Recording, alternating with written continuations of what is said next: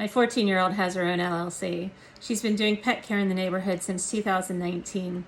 When she wanted to start earning extra spending money, pets seemed to be the most logical option given her interests. When she first set up her business, out of her own spending account, she created business cards, and then wherever she could get on her bike or on foot, she would distribute them in the neighborhood in the newspaper slots, and occasionally talking to neighbors that she saw out with their dogs. Soon she had her first inquiry, and her business started growing, both through word of mouth as well as her business cards. Over time, she built a clientele of dogs, cats, fish, guinea pigs, and now the latest is a gecko. As happens with our pet friends, she has both greeted new adoptions and sadly said goodbye to a few of her special buddies. Last summer, we walked our 14-year-old through the process of opening up her own LLC. It started with choosing a name. She wanted to figure out something that would work not just for her pet care business, but if she decided to expand to other things that were outside of the world of pets. Eventually, she landed on a name that was a blend of her name and basically the metaverse from Marvel Comics. She loved it.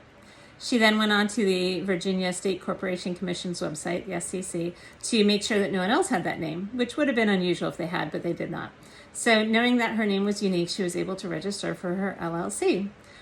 I was watching over her shoulder, talking her through the process, and she went through step by step getting her LLC registered. I went and paid the fee because honestly, this was more important to me than to her at the time. But it was $100 to set it up, and then there's in Virginia $50 renewal fee every year. Now that she had her LLC, we went onto the IRS website and I went through the process of applying for an EIN.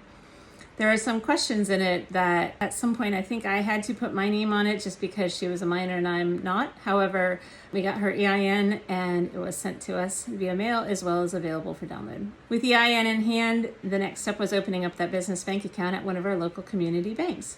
We went in and again, in that case, she needed an adult to sign because as a minor, she is unable to enter into contracts, which includes things like signing checks. So because her signature is not legally valid, I had to be the signer on the account. Once she gets to 18, it'll fully be her account and transferred to her. I believe somewhere around 16, she does get some kind of signing authority from that bank. That's just how they do it. So she now has a business bank account.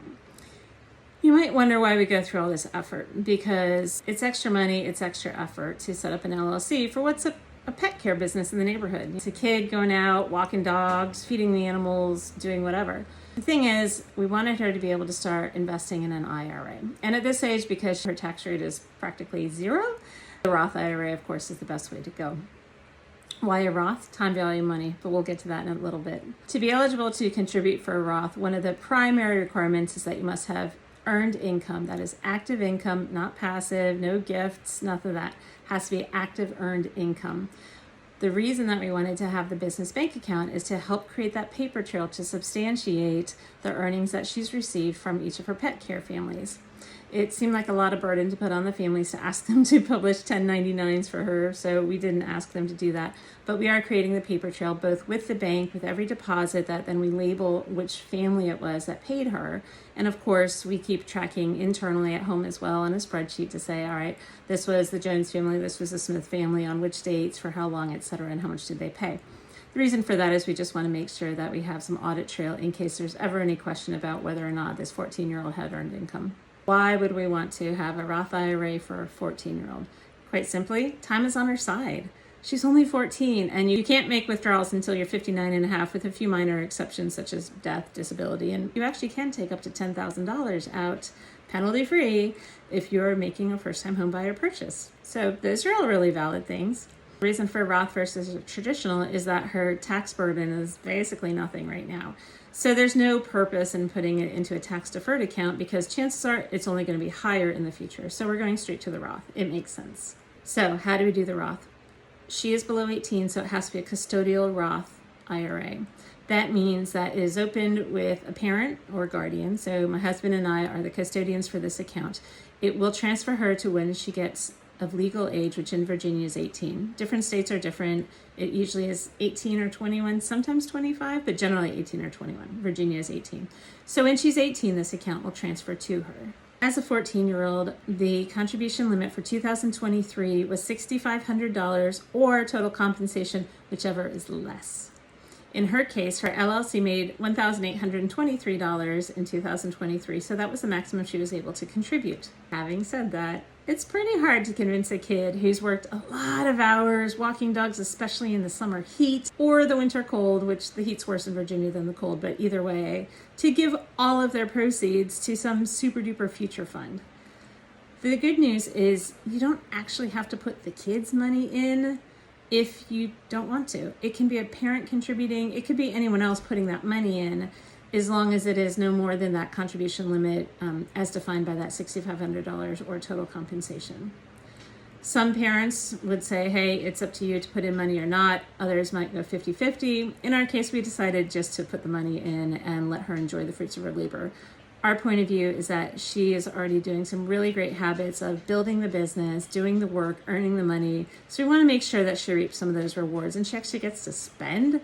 Otherwise, there's a pretty big disincentive to keep going.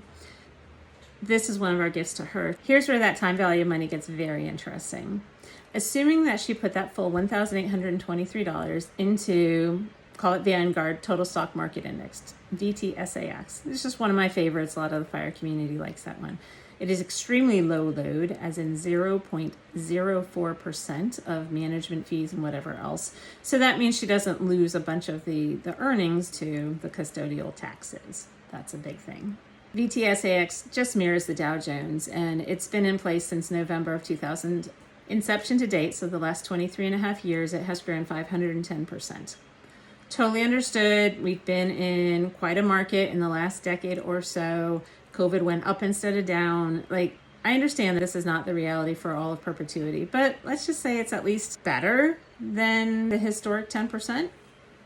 Even if it is a historic 10%, let's take a look at those numbers.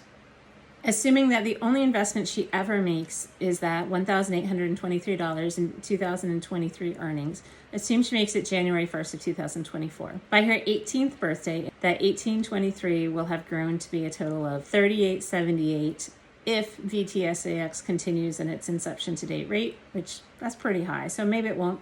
Let's just say it does the 10% rule of thumb, that the stock market grows 10% year over year. And again, this is tax-free because it's a Roth IRA. That $1,823 will have grown to $26.14. Pretty good for just a couple years and really just one investment of less than $2,000. But let's think about when she turns 59 and a half, which is when Roth IRAs start having the required minimum distribution, the RMD. That $1,823, if it tracks to the VTSAX, which again, I don't think is realistic, but if it does, that 1823 will grow to $136,200 time value of money. Let's make an assumption that we're going to have some rough markets ahead of us because it's been a really long bull market. Let's assume it's not going to really go at an annual 22% because nothing ever does. Let's say it's just that 10% historic stock market growth. That $1,823 will grow at 10% over all those years to $24,400 from that one investment when she's 14. Not enough to retire on, but not too shabby from one small investment at the age of 14. All of this to say that our 14-year-old's LLC is a long-term financial tool that can certainly work to her advantage. Secondly, it has a coolness factor. How many 14-year-olds do you know have an LLC?